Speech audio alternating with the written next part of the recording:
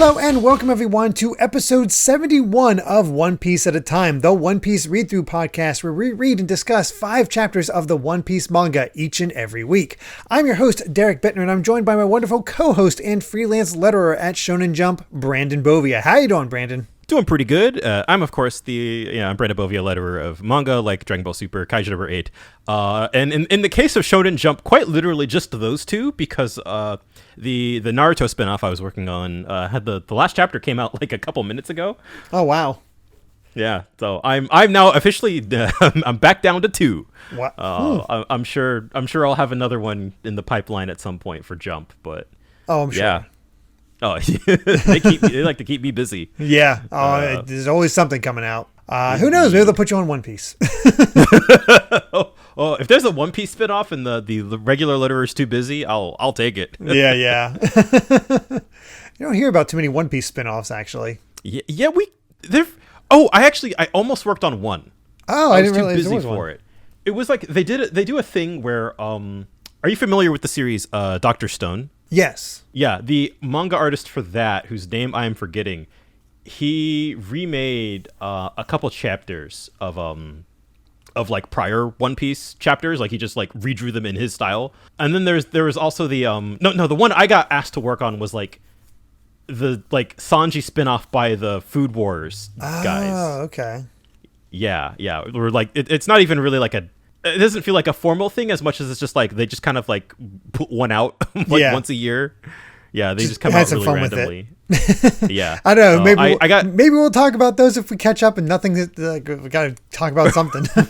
Yeah, it would be fun to put them all in one. Although I've seen the Dr. Stone designs for Nami, and yeah, it's not great. I mean, I can't really point that finger. Oda's, he's got his issues too. True. Oh yeah. Oh man, but you know what doesn't have issues? These set of chapters. We are in it. Oh. And for those experiencing it for the first time, I completely understand if you can't stop reading at this point because it's hard to stop.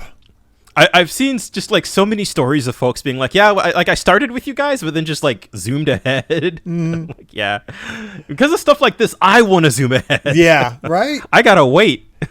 We do. We have to be patient, and it sucks.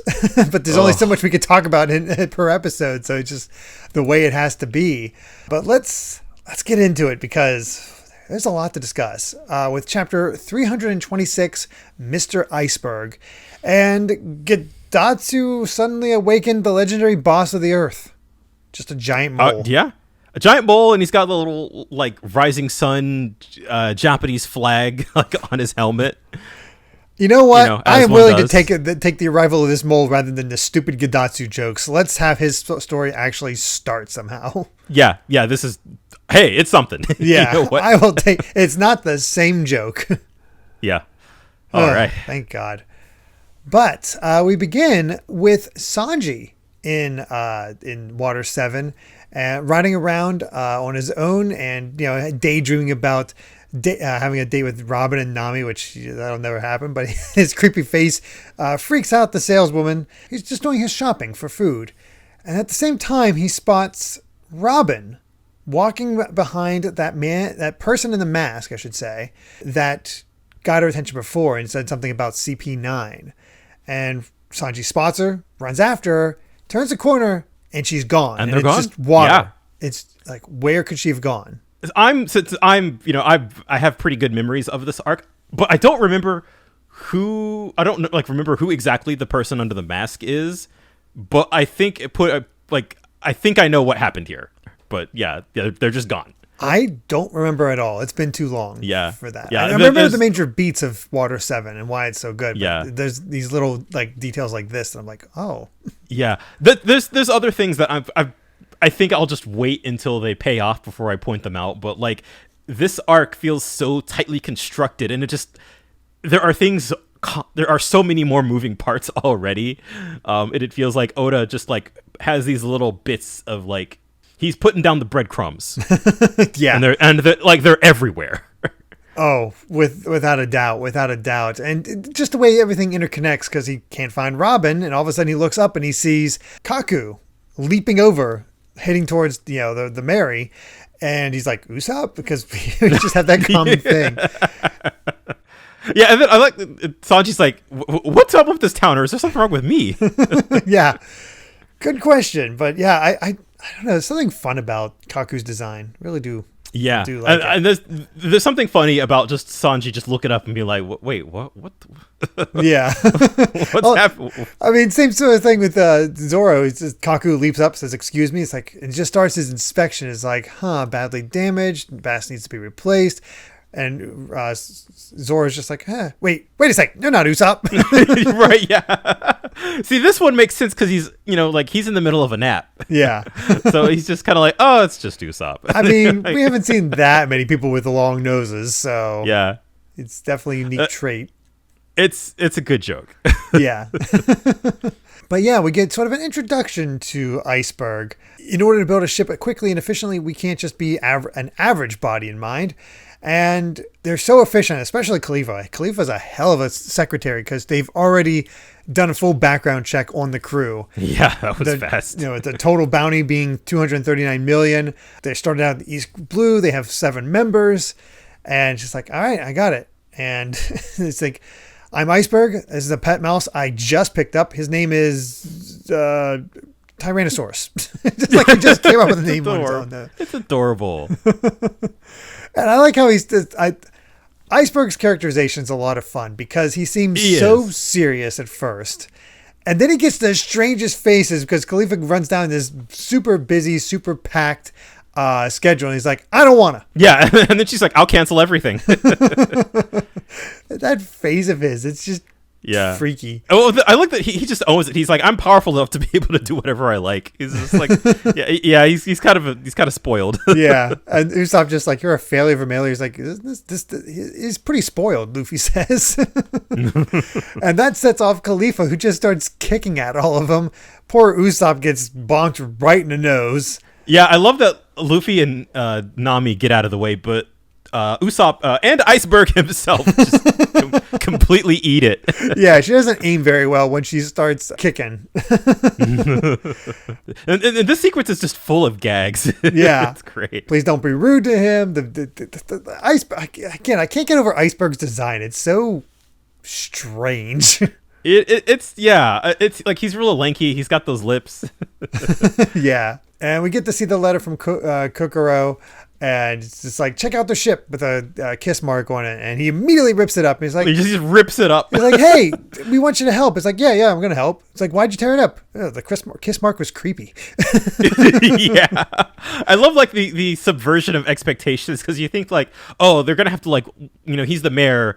They're going to have to win him over somehow. Like, they're just not going to get like, he's just not going to help them for nothing. Mm-hmm. So I think that's where you think it's gonna go with where he rips up the letter, but then the fact that he's just like, yeah, sure, I'll help. It's like, he's boring, just picking his nose. Like Oda has so much fun with his faces. He does. He absolutely does. But it's also like just the constant shift in expectations because it just seems silly, and all of a sudden here's the Franky gang again. Yep. Rummaging through their money. And immediately take off. Just like, wait, what?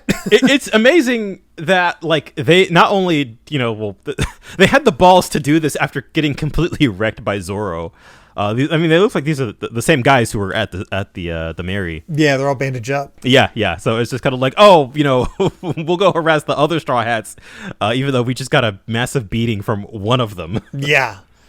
And they take off, and at the same time, we see Paulie, one of the other carpenters that's part of the whole Galley-La company, and apparently he's getting chased by bill collectors because he obviously has a lot of debt. Yeah, we see where this is going. Yeah, he's able to use rope, kind of like Spider-Man. I imagine like they I don't know, at least like from the angle it kind of looks like he just has him under his clothes or something. Yeah, and he rings around the guy with a big thick neck, and just seems awful, but pulls them all off the ship, lands in there. That takes care of the Franky family. They're just like, the bill collector's like, he got away, and the Franky family's like, darn, he got us, and is like, I got here at the right time. And Usopp calls out, hey, thanks for getting the money that belongs to us. Oh, this? and he leaves. Yeah. That's the end I of the do chapter. want to say we already saw that Paulie like could kick ass based off of like that intro. I think it was last chapter, a couple chapters ago, with all the other shipwrights. But like the fact that he does all of like this crazy rope stuff upside down, I think is pretty rad. Yeah. And just the poor Franky family they're getting what's coming to them, but they have not had a good day. No, it's not going well at all. But yeah, it's just again, I like how like we keep seeing these shipwrights and what they might be doing. Although this guy's obviously stealing from them, but we know they need a new crewmate. Who's it going to be? Yeah, and Paulie, he's got a really great design. Honestly, yeah. I'd kind of forgotten about him, but he's definitely a big favorite of mine. But let's move on to chapter 327, Shipbuilding Island Repair Dock number 1, with this wonderful 2-page spread with the Mary love Train. this one. Yeah, this one is it's incredible. It's he's been on his game lately when it comes to these spreads. They're man, so, some of the ones in this era in particular are just like they're some of my favorites. Agreed.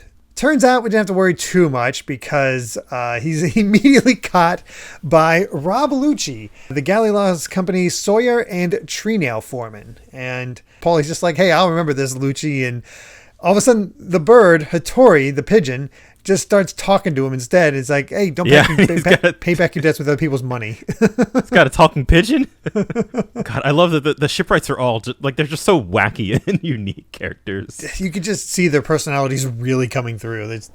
Yep. Nobody's normal, of course. Nobody. Oh, absolutely. Yeah.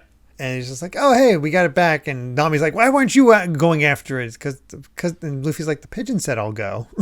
And let the pigeon take care of it. Yeah, that's pigeon says he got it. I'm going to trust that pigeon. And Iceberg's just like, hey, don't worry. We'll let us deal with our own fools because it would create hard feelings if you caught him. And Khalifa's just like, hey, just be thankful the Franky family didn't get it. And we discover kind of what they're about. They're ship dismantlers and they're bounty hunters on the side. So when they find out about pirates, they become a nuisance because they want to dismantle their boat, sell the usable timber, and just use that to support themselves. And it's like, because they're just, nobody's going to protect pirates, so they're just going to go for it. Yeah, it makes sense why they're so like the people of Water 7 are so kind of laissez-faire when it comes to pirates, because it's clearly not a problem here. No, either the shipwrights are really strong or they're going to get targeted by this random Franky family, which is a nuisance, but they're still just targeting pirates, so whatever.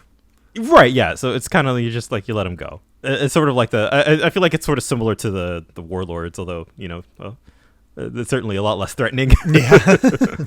Although Luffy points out, it's like, they didn't seem strong. It's like, and Iceberg immediately says, those were only henchmen. The leader, Franky, don't underestimate him. And it's just that's ominous. Yeah, it really is. It's just sort of leaving him there. And Rob Lucci comes back with Hattori and Paulie, and Hattori says, sorry for the trouble the idiots caused. And Luffy's just like, it talked again. And just freaking all of them out. Like, it's like he's speaking for the man with the hat. But hey, we got the money back. And Paulie's immedientely like, oh, yeah, the money belonged to you. I picked it up for you. So how about a finder's fee? He just gets whacked in the head. Well, that looks like it hurt. Yeah. Straight up whacked in the head with a hammer. Oh, God. And the pigeon says he's racked up so much debt from gambling that he's greedy and has no manners. This immediately sets off Paulie. So we got rope action, tying it around it, and he immediately flips Rob Lucci over to slam him into the ground. Iceberg's just like, this always happens. It feels like you get a good idea of what their dynamic is like. It feels kind of like a brotherly kind of relationship, or even like a father and son kind of like a. The one's always getting up into trouble and the other one's always trying to keep the other out of trouble. It's sort of a similar dynamic to the crew, where they've been together for so long that they just like, honestly, this is just how they act.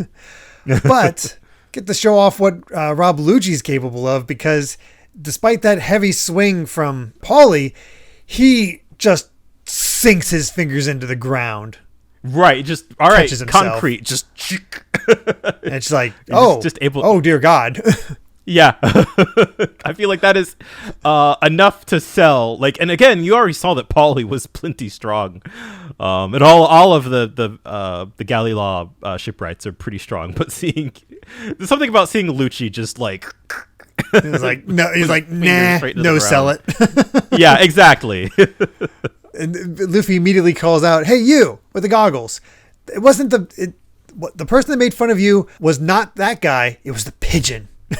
Yeah, I love how dramatic it is, and he's just like, "Fight your own battles." It's like the pigeon can't hit you, so he made that guy do it, and it's just amazing. Yep. But he messes up by saying, I'm Hattori," and it's like, and Nami finally figures out it's ventriloquism that he's doing. So yeah, the pigeon doesn't actually talk; it's just Rob Lucci talking through the pigeon. But I like that he has the pigeon trained enough that he's doing the arm movements along with it. Yeah, exactly. Like the fact that the pigeon is still able to like act. It's pretty impressive. Mm-hmm, for sure. Then we get to see Paulie's other gimmick. He's not only, has the ropes, he's not only terribly in debt, but he considers Nami very shameless for showing off that much leg. Wow, it's a good thing he wasn't in Skypiea. Yeah. No kidding. Just running around shirtless. Uh-huh. And it's not just her. He sees Khalifa. It's like, you're wearing scandalous clothes again, too. Don't dress like that. This is a man's workplace. It's like, all right. That's his gimmick. I hope that joke doesn't overstay its welcome. Yeah. I can see that getting, not a ton of female characters in this in One Piece, so true. Shouldn't come up too often. The whole point behind all this is they were going to take a tour of the dock number 1. But Iceberg is just like, yeah, they're all a little strange, but they're very skilled, and there are only 5 foremen per dock. Kaku is one of them, so workmen can only rely on their skills, and their personalities might be strange, but don't let it bother you. And we finally enter. And Dock 1 is where most of their strength is concentrated. And we get this wonderful spread just showing the construction efforts of how making ships. And he's just flexing at this point with all these environments. Like, this could be a Where's Waldo. It really could be. I feel like, God, I'm going to keep saying this, but and this only gets better as the manga continues to go on, I think. But the backgrounds just get more and more detailed. As he gets just more and more confident as an illustrator. And it's wild to see the jump in quality. I mean, the thing that impresses me this time around is that we've seen these massive spreads of just showing scale. But yeah, we've never seen him draw this many people. It really makes it seem lived in, busy, just shows how big of an operation it is. We get to see ships in various states of being built. It's like, it is so much more detailed than anything else we've seen up to this point. I fully believe that. Yeah. Well, I'm going to be eating up all this nice background art. Oh, yeah. It's just incredible. But yeah, as soon as they come in, everybody is excited to see Iceberg, and everybody's saying, hello, welcome, good morning. Could you examine the hall? It's like, yeah, I'll come around later. And just, he's extremely popular. And according to Khalifa, skill means everything in this city. And long ago, the shipbuilding industry was just beginning, and there are actually 7 shipbuilding companies competing with one another. And Iceberg was able to be brilliant with his techniques and was able to eventually combine the 7 companies into one, and 5 years ago started the Galley-La company. And yeah, people still respect him for all of that. That's just how much respect he garnered. And yeah. As soon as he hears that, Luffy goes up, is like, hey, you're a great carpenter. Want to be a pirate? Maybe he'll be the next Straw Hat. Yeah, exactly. Apparently we can have, it's not the first time we've had Luffy come up to somebody and say, be my shipwright, or be a pirate with me. And they say no. And it's like, by the end they get him. So they really are. I love the fact that there's so many options here. Yeah, and I do like that Iceberg is even just like, take whoever you want if they want to go with you. I'm not going to stop you. Yeah, that's pretty cool. Again, this society's approach to pirates is so interesting compared to where we've been before. Yeah, for sure. And the thing that gets me is that Oda does this twice, where we're just talking, we're having our tour, everything's natural, Kaku comes back, and they're all just exploring everything, and Usopp gets distracted by a specific cannon just checking it out. It's like, oh, that's so cool. And the Franky family show up behind him. And it's only a single panel. We don't see it. And we just see the 3 suitcases. And it's like, where's Usopp? I don't know. He's just he's somewhere around here. But here's the suitcases. So we still have all the money. It's like, oh, no. You just know immediately what happened. You know. Yep. Yeah. And they don't fully notice it. And we go to Zoro. And he's just sort of contemplating something. He's like, is that true? And Kaku's like, no, I don't lie about my work. And meanwhile, Luffy and Nami are all excited about what they can do. And they're waiting for Kaku's report. And unfortunately, he has bad news. The battle damage is too great, basically. And they're like, yeah, that's why we want to fix her. It's like, no, it can't be fixed, even with our skills. Even if we were to repair it, the chance that it would reach the next island is 0. Damn. Paul immediately goes, what's the keel? And Kaku's like, yep, badly damaged. And that just ends with Zoro looking at the masthead and just like, Mary, will you really never sail again? And it's like, oh my God. Oh, yeah. Like just a shift in tone that you don't expect this sort of thing. It's like, yeah, we get to repair the Mary. We're all set. And it's one of those things where the bad is starting to pile up. Robin's missing. Usopp has been kidnapped. The Mary apparently will never sail again. Just all these elements are starting to build on one another. Yeah, and I think what I love the most is because we kind of pointed this out about the Mary, like just pretty much like the second that they entered the Grand Line, it started taking damage. Yeah, and it has just been getting worse and worse and worse over throughout Alabasta and Skypiea, and now that we're finally here, and it's just like, no, we have to deal with this. Like, this is a problem. It's been too much. And that's, I think, this is why we've been pointing it out all this time. It's like, yes, we knew we were going to get here where the Mary's in very bad shape. I will say I didn't remember like how quickly it happened and how consistently Oda portrayed like all of like the little repairs and stuff are consistent. Like it's not, and it feels very much like, because of how cartoony One Piece is, it's easy to be like, oh yeah, it's fine, like the characters can take a beating, and like you see just like the things that should kill a normal person, but they're fine, and you would assume the same thing about the ship. Like it's one of those things you're like, oh yeah, it's fine, but then no, we are this is a thing that we're gonna have to deal with. You think of it like the cartoon stuff is like, things are terrible in this episode, but as soon as the next episode starts, everything's back to normal. It's just that sort of idea. And I've not watched this show at all, but I did hear about it because people were just kind of shocked that they went this way. But I heard eventually in Steven Universe, they addressed the fact that he took a lot of blows to the head throughout the series. And they finally you got a lot of concussions.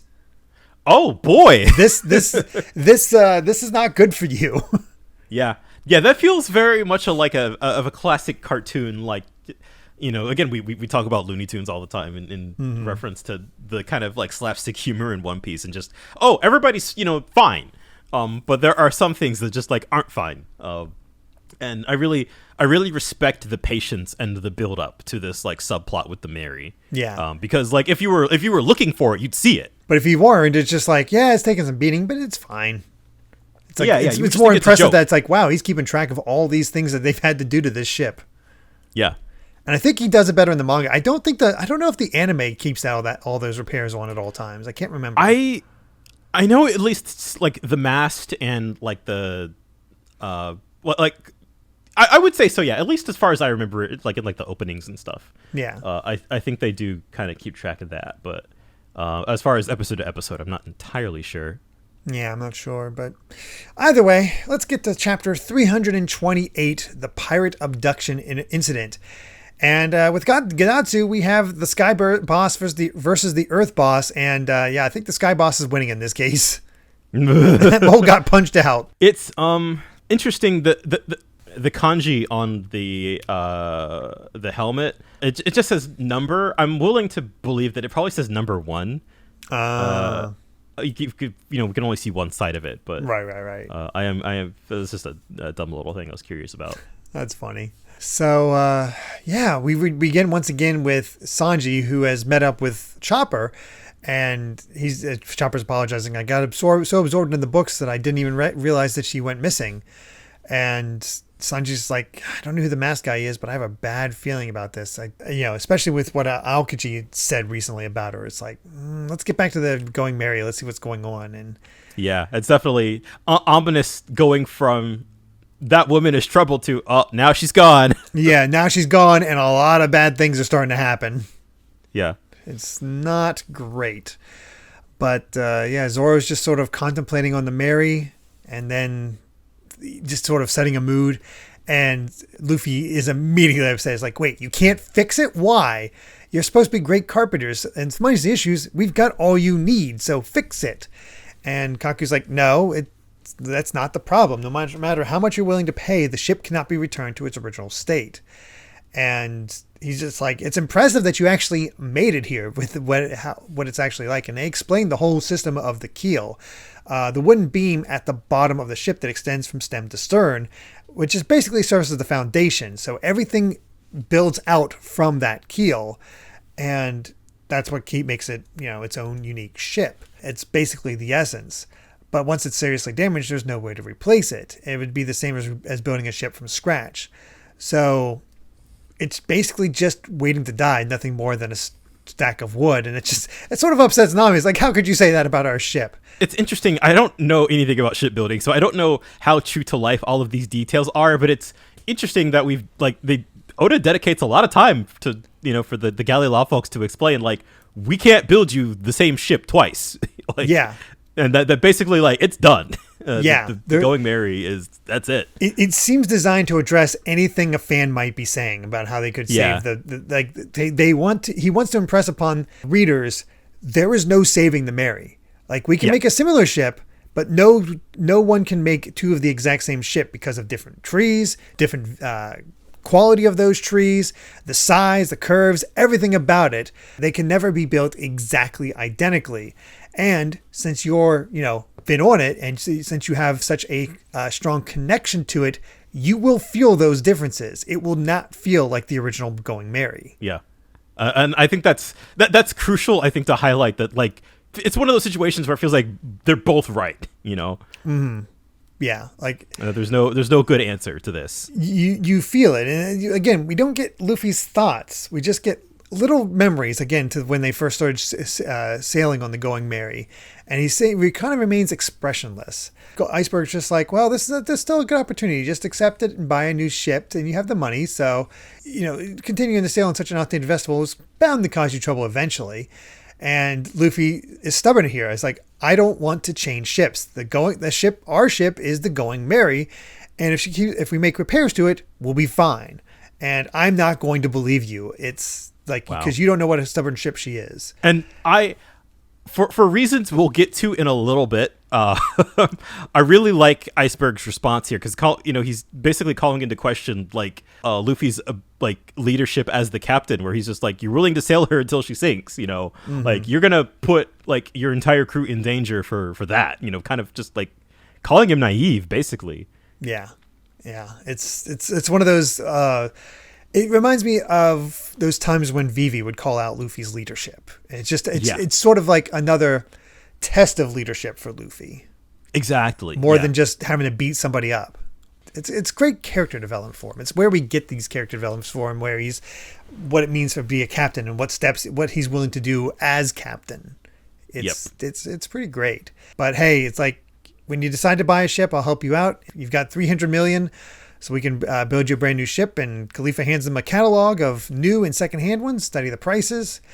And it's when another one of the characters we've seen before, Peeply Lulu, which is one hell of a name. That is one hell of a name. Pitch blacksmithing and black block and tackle foreman.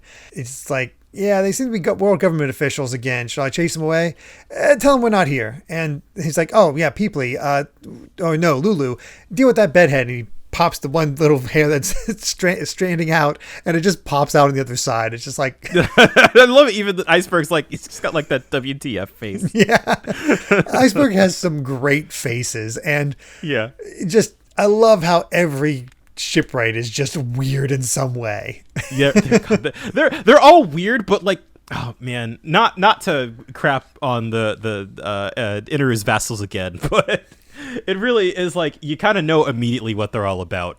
And even if these are kind of like relatively minor characters, they're all immediately more memorable. Just like their gimmicks are unique, they're funny, they make for good jokes, and it's just one of those things that's like it doesn't overstay its welcome. It's just like, boom, there's that character's gimmick. All right, we got business to take care of. And I think that's the sort of another thing that's on purpose for Oda, because he definitely wants, and I know I've said this multiple times at this point, wants people to guess who will be the shipwright. Yeah. And there's a lot of good candidates. Yeah, because I guess that's the other thing that makes them all kind of straw hat materials, that they're all really effing weird. Yeah, we could definitely. It's like, okay, what character can we build out somebody from there? It was just we need a tragic backstory. Who has the tragic backstory? That's why that's what we're waiting on at this point. Oh goodness. But yeah, the government official shows up. Paulie tells Luffy and Nami to hide, and this guy named Corgi shows up, and Iceberg says, "I'm not here." It's straight to his face. Well, I love that he greets him. It's like, "Oh, if it isn't Corgi, I'm not here today." Yeah, it's like and Corgi's like, "I need to speak with you," and Iceberg immediately says, "I don't like you. Leave." Yeah, he's such a child. Mm-hmm. And I don't think we hear what this is all about, but Corgi has something special and wants to say something. So like, let's go somewhere private. I think I know what this is about. Like, should we beat them up? No, we don't want to mess with the world government. Yeah.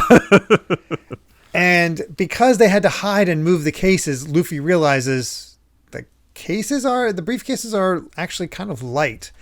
Yeah. And they open it up and realize the 200 million berries are gone. The suitcases are not right.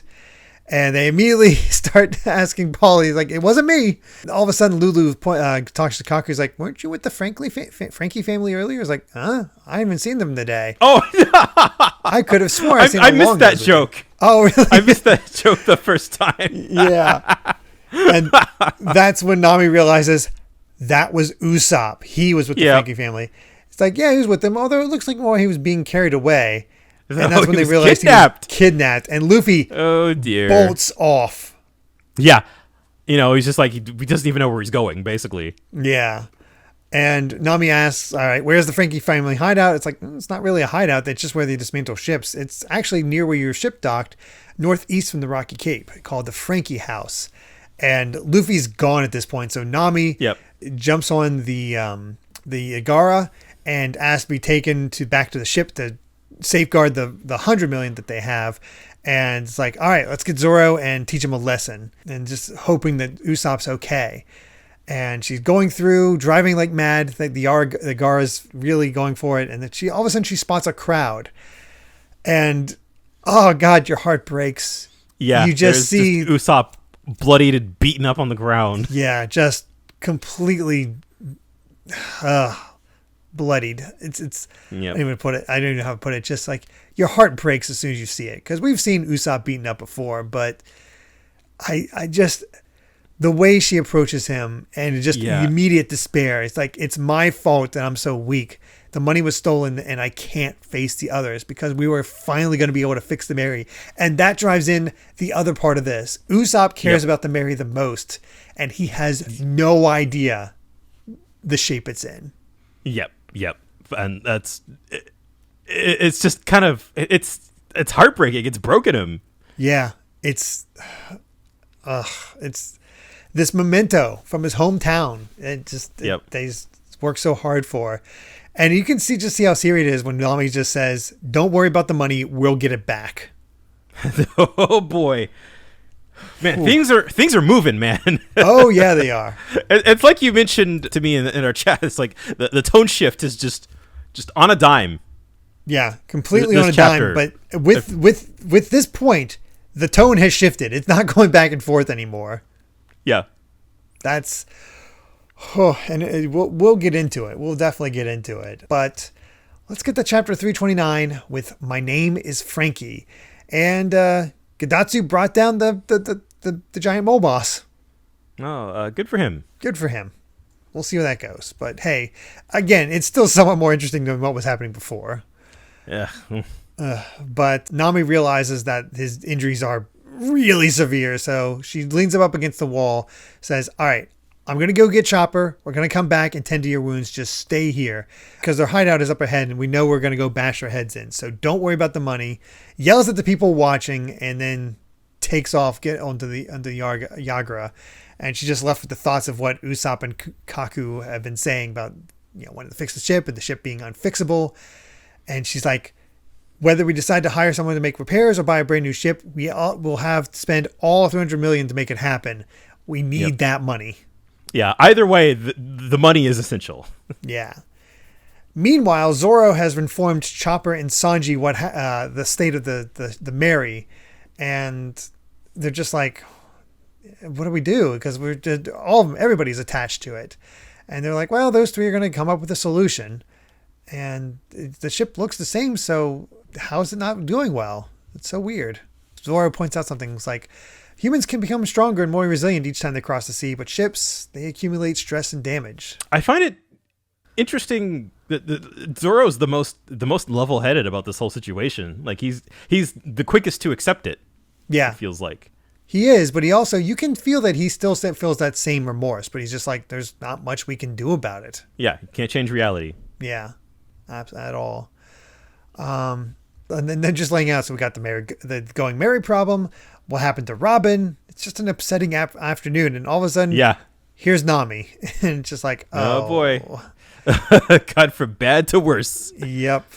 But it's time to just see what the Franky house actually looks like, and got the crescent moon. We got all these other wacky things. It looks like a playhouse. Let's be honest. It does. Yeah, it looks like a kind of a effed up circus. Yeah.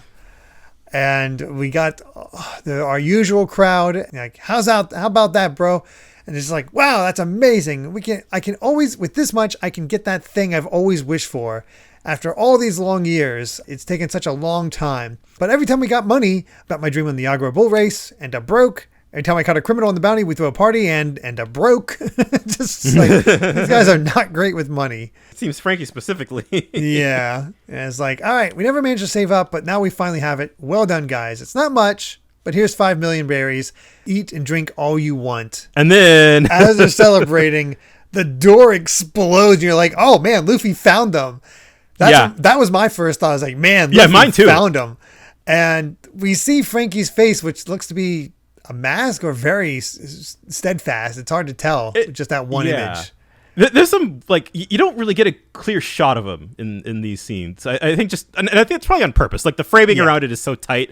It looks like a mask because he got like these weird spikes coming out of his head. That's true. And you can kind of see hair coming out from behind it. Like, I think it's a mask. Yeah. And yeah, there's Usopp made that giant hole in the wall with his slingshot. Standing there like a boss. Entrance. Yeah, just like with the smoke billowing around him, and just like that intense close up with his furrowed brow. Just give me back that money. Mm-hmm. He is pissed. Yeah, and it's just like, return the money. That means you're a Straw Hat's henchman, and they just immediately start making fun of him. It's like, yeah, he's with Straw Hat. We assumed he was strong, but I've never seen such a weakling. And it's like, no. Give it back. That's our money. We need that to fix that ship, and we're going to use it to repair the Going Mary. I'm not handing it over to you. And Franky just says, and we can see it now, that definitely is a mask. Yeah. You must really love that ship. Well, whatever happens to it, it's our money now. So it's because society doesn't consider stealing from pirates to be a crime. It's probably dirty money, so you can go grind to the Navy, but I think you'll be the ones that ended up arrested. So I feel sorry for Luffy that if the only one he had to guard the money was a good for nothing crewman like you, and he just kicks Usopp away. And he's like, do whatever you want with him. I'm going to go out and spend the money. I don't remember how the anime handled this exactly, particularly because when I think I've mentioned I rewatched this arc in the anime version a couple years ago, so like the big beats are still kind of fresh. But in the Japanese version, since we're kind of seeing Franky speak here, he shares the voice actor with Mr. 2. Oh. Which must have been really confusing. Yeah, I did not realize he that. uses the same voice for both characters. Oh, that is weird. Yeah. So you're just kind of like, wait, what? Huh. All right, then. Usopp does try to get him to stop. Franky just, I think, catches or punches away the exploding star. nothing, just no sells it completely. I've been kind of like debating back and forth. I looking at that panel. It looks like it looks like he catches it, but it also looks like it just kind of like explodes past it. Again, I kind of wonder how the anime interpreted that. I'm not sure, but he's just like, hey, my name is Franky. If you want to leave this town alive, don't defy me. Yep. And that's when he's a Yakuza boss. Basically, he's like, geez. He leaves, thanking them for the 200 million berries. And that's when the beating begins. Yeah. And it's just, if not all, like Usopp's already in bad state, in a bad condition. Yeah, he was already beaten once. Getting the crap kicked out of him. It's hard to watch. And we've seen him in a full body cast, but this feels so much worse. It's personal. Yeah. Because like Usopp's entirely in the right here, trying to get his money back, and he's already, he's doing this because he feels guilty for being weak and for being kind of the weakest link on the crew.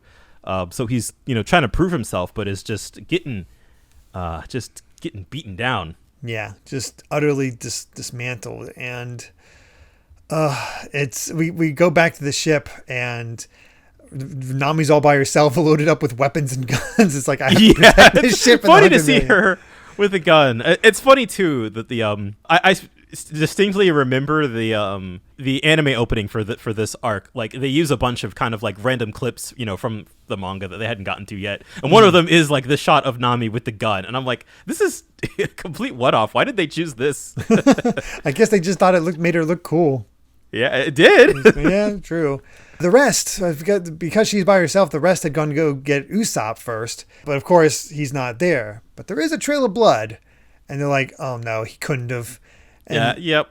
That's when Luffy shows up, bonks into the side of the building, falls into the water. They got to save him. Falls into the water. I was trying to copy that shipbuilding guy while looking around for Usopp. And it's like, hey, Usopp's been abducted along with the money. He's like, hey, yeah, we know. So I think we blamed himself and went to confront the family alone, and they go follow the blood, and that's where they find his, once again, beaten and broken body. He's not dead, according to Chopper, but he is completely passed out, and we just see it. And you can see like tears blood, rolling down his face. Like, yeah, it's that's all they need to see. Just light a cigarette, crack a knuckle, put the bandana on, and Chopper just manning up back literally. Human form. Yeah.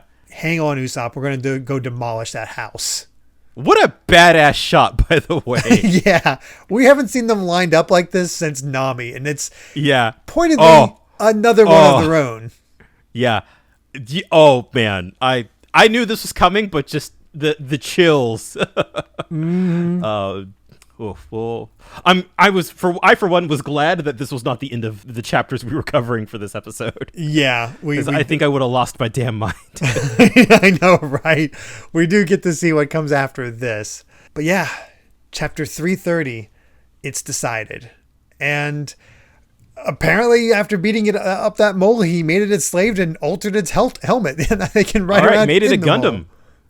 Sure, why not? Oh. Also, the helmet just says number on it. There's no number 1. Oh, that's interesting. Weird. Yeah, I wonder what that. There's probably another use case for that kanji that I don't know because this language is more hard. than likely. Oh goodness! But we begin the chapter with the slow walk of the four slowly approaching the house as the Franky family parties, and get flashbacks to Usopp not being able to face the others. Nami being like, take care of them, guys. And they're all laughing. It's like, I got to go buy more of the store. And they got this giant guy exit the building and comes across the Straw Hats. He's like, huh? And just immediately gets blasted back into the house on top of them all. I feel like, I think the assumption is that Luffy hit him, but I love it. You kind of can't tell based on the spread. Like, they might have all hit him at that point, Yeah. That guy was just unlucky. And I think what I love most about this chapter is just like the horrifying force of nature. You get to see the Straw Hats for what they are. Oh yeah, they don't unleash together like this often. Yeah, it's God, and Oda knows this, and he is just the way that they are framed in every shot, just lined up like this. It is incredible. And the thing is, none of them are played for laughs. Yeah. Like that's to me the big difference here, because when they went to confront Nami, they got split up. Luffy had his whole ridiculous thing with his weird ideas of spinning the pinwheel and all that led to that whole situation. The silliness returned. Outside the Franky family themselves and their attempts to hold off Luffy, nothing about this is serious. They are dead-eyed the entire time. Yeah. It makes it seem so much more harsh. Yeah. Again, it's terrifying almost. Like I called it like they're like a force of nature, it feels like, compared to the, because you're seeing the Franky family here, like they just scramble. They're like, oh God, what do we do? Well, I mean, at first they're like, oh, these guys are nothing, basically. And you see Luffy, like attack like this giant guy in a huge pseudo armor. And then, he just like, you turn the page and then just, he gets that gum cannon in and the armor just shatters. Freaks them out. And they're like, let's talk. And then here's some cannons. And Zoro cuts through the iron. Good thing he can still do that. Yes. Nothing happens. And then he cuts the cannon in half. And they're just like, crap, we're in trouble. And they just start trying to run. And Sanji cuts them off and just kicks them all away. They're trying to go out the back. They try to go another way. And Chopper does his whole thing, takes them out that way. And it's just like, it's a complete beatdown. And this, to me, this is the crew if they actually acted like pirates and did raids on towns. I mean, hey, that's like they got stolen from, you stole money from pirates, and here are the consequences. Yeah, and just like, and it's not even that. As they point out, it's like, oh, hey, it's the money, right? You want it back, but the 200 million is already gone. Yeah. So the boss went shopping with it. So no matter how much you rough up, it's not going to get your 200 million berries back, and he just gets punched. It's like, yeah, shut up. It's not about the money anymore. And just get ready to have every bone in your body's broken. God damn. And it's like, oh dear God. And again, we get the silliness with the everything cannon, which is snakes, melons, knives, cacti. Yeah. Just they're throwing everything in the kitchen sink at them, and they're just like, they're desperate. They're just like dismantling. There's only 4, and it does not matter, as we know. Just demolishes them and the house. By the time they are done, the Franky house is no more. It is just a pile of ash. It's incredible. I don't know if we've ever seen the Straw Hats just like completely demolish somebody like this. And it's one of those. It's like I find myself conflicted this time around, because the first time I watched this, I'm like, that was badass. That was awesome. But reading it here, it's like, that's scary. Yeah, it is. It feels almost uncharacteristically scary, but it is like, I think it is important to sell kind of the gravity of the situation and how much like they're willing to go for Usopp. Yeah. Again, saying that it's not even about the money anymore. Like, you messed with one of us and you have to face the consequences. Yeah. This is my crew. You do not mess with my crew. And it's not one of those things where it's an even battle thing, I think Luffy would be more understanding about that sort of idea, man's battle and all that. But the fact they all ganged up on him and Usopp attempted to redeem himself and was being even worse just makes it worse. And Chopper heals, does his best with Usopp because they need to take him back to the ship. And they're like, yeah, let's go there. Wait for the ship. With Nami at the ship. Got to figure out what's going on with Robin. There's the problem with the ship. And Luffy is just sort of standing on the crescent moon that was on front of the house. And as he's looking over all this, and he's like, yeah, I've decided we're going to say farewell to the Going Merry. And that's how we end. It's like, oh God, we came to that decision. And as soon as I finished, I was like, Derek, I gotta read more. I know, right? It's stopping there is so painful. It is. And that's the thing. No matter where we stop for the next couple chapters, it's going to feel painful. Yeah. So again, if you're thinking about reading ahead, or if you've already read ahead, like, don't blame you. Yeah. So and here's the thing, and I had this thought as I finished reading it last night. I realized just from these chapters what makes Water 7 so special. Because not only do we have this very interesting island that we start out with, and we've done that before. We've had them explore and have them go all in their different ways, and things happen, and they kind of learn what's all going on. But in all those cases, it was never personal for them. Ever since they got their crew together, it's never been personal. It's always been for other people. Even when they were recruiting Chopper wasn't part of the crew. They were just helping him out, and then he joined the crew. But it was like for Vivi, and then for the people of Skypiea and to ring the bell. They felt like they had a stake in it, but it wasn't personal to them. Yeah. Everything that's happened in Water 7 so far is directly related to the crew. They are going through some harsh stuff.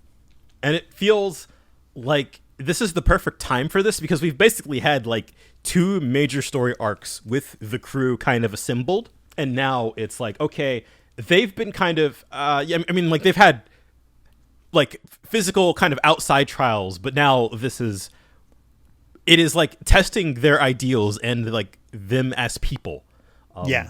Aokiji set it off, and this is just like building upon that. It's like he put that doubt in there for them, and then they get here, and it just is building.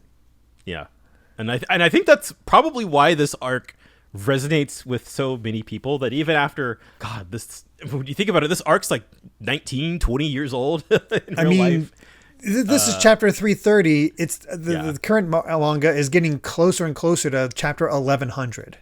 Yep. Yeah.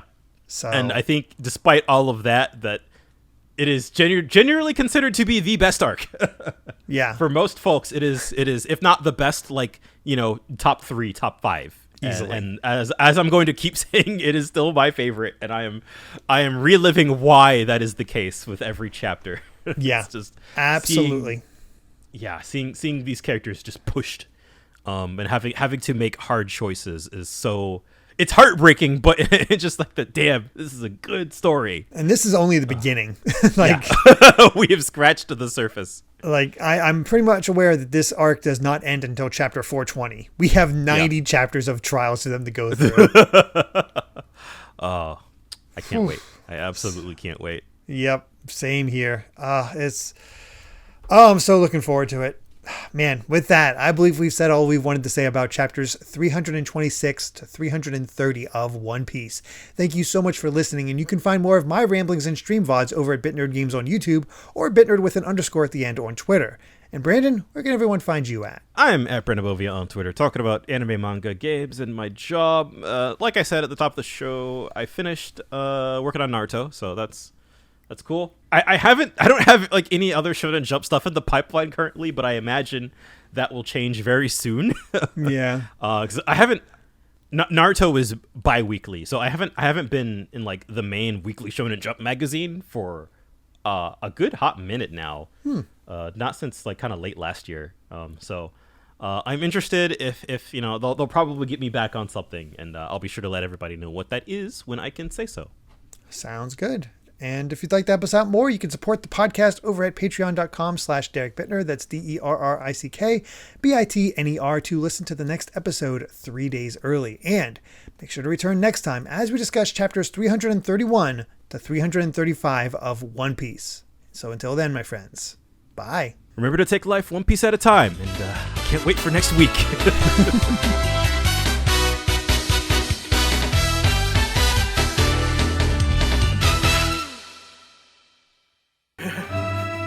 Our money. It's to heal her wounds, understand me? You can't have it! Give it back to me right now!